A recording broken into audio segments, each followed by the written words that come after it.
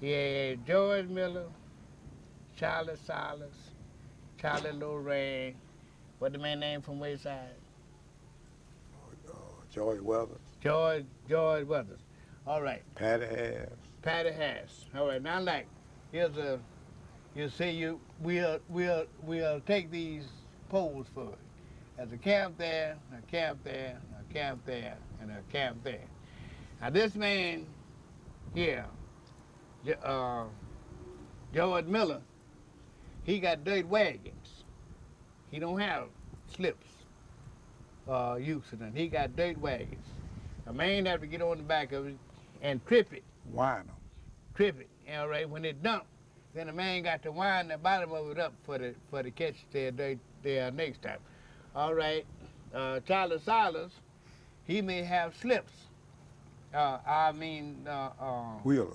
Wheelers. All right. This man, he got to dump.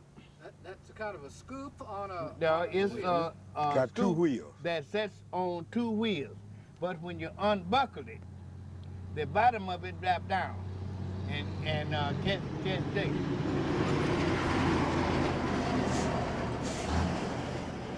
It's got a long handle on it. They call it Johnson bar. When that pan get full, then the wheeler loader he pull out on the Johnson bar. Well, it's got a lock hitch on it, and it buckle. Well, the man.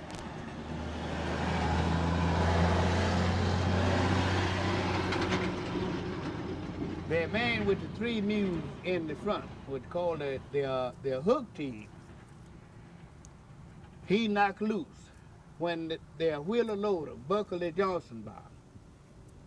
The hook team stop if they train, and all you gotta do just knock your hitch out. But then the two mules carry it on to the dump. All right, they got a wheeler, a spider up there. You bring it up there. Now he may be looking across the river somewhere, and he'd take a stick, a cloud of dirt, and chunk it, and you got to dump it where he chunk it at. And if you didn't chunk it there, you got a root across your head. See? All right, then they had something other about water from here. They wasn't wide up here, that pole over there, was it? No, Fresno. By water from here to that boat there called Fresno.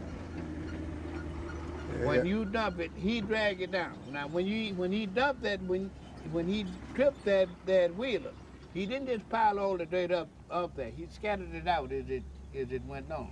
Then he'd take that Fresno and he'd come back and he would dress it off.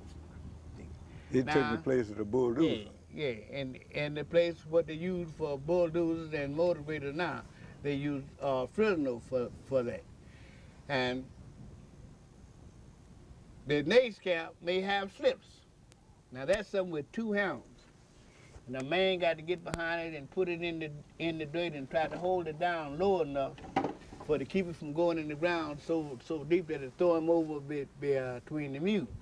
See, so you had to get out there with it. Well, then when it get loaded, then the man that's driving this slip, he stand up on the hounds of it for to keep it from going in the ground, throwing him over between the mules. Now the day's camp might had done got out with them old dirt crawlers. See, with them, it just depend upon how much money that the man had, and what price of equipment, and how much of it that he could afford. Each of those contractors would contract to do so much work for so much money. That's right. Now you may have just a 1,000 station, which they call a station 100 feet. You may just have 1,000 feet of levee in here to do, and they may be doing it from here to a mile, which is about 25 miles. See, well now it'll be 15 or 20 contractors in there doing the levee. See, but now you may contract 1,000 feet, or you may contract 2,000 feet. Just depend upon how much equipment that you had. All right, the next man may have more than he may contract 3,000 or 4,000 feet. See? And then each contractor hires his crew. Hires his crew. He has his own mules. Has his own mules and his own everything. And What'd you live in? Tents? You Tent. live in tents, and sometimes well, I wouldn't say it sometimes. You just say there are most of them had tents with dirt bottoms, and they would dig trenches around the side of the tent and take dirt and throw up against the tent. They would dig ditches around the tent and take shovels and throw dirt up against the tent, is to keep water from coming in the tent when it rained. Well, then it had what you call a long bullpen with all the Singer workers men. slept in. And you get in there and go to sleep. Next morning, man had to come around and wake all of you up. And he come around, and the first time he come around, he knock on the tent. He says, "Get up, sleeping good. I wish you would. I hate to call you, but I got to do. I don't want you, but Mr. Charlie do." And I said, "You going?" So you're sleeping in a good bed and calling it bunk. You eating a good something tea and you call it junk. So now you're going.